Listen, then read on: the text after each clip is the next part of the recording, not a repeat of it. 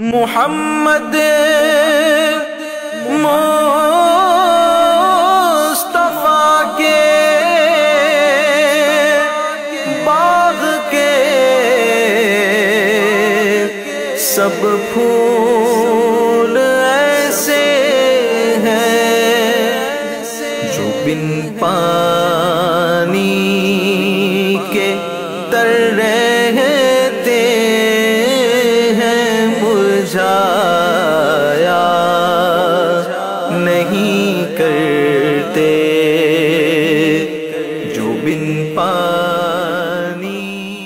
میرے بیچے اور پیارے اسلامی بھائیوں، عاشورہ کے روزے کی تو کیا بات ہے۔ اللہ کے حبیب صلی اللہ علیہ وسلم فرماتے ہیں، مجھے اللہ عز و جل پر گمان ہے کہ عاشورہ کا روزہ 1 سال قبل کے گناہوں کو مٹا دیتا ہے۔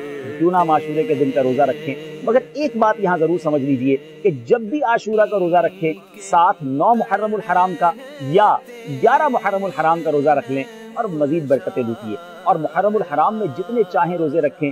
احادیث میں یہ بھی مضمون ملتا ہے کہ محرم کا ہر روزہ 1 ماہ کے روزوں کے برابر ہے۔ خوب روزے رکھتے جائیے اور شہیدان کربلا کو ایصال ثواب بھی کرتے ہیں۔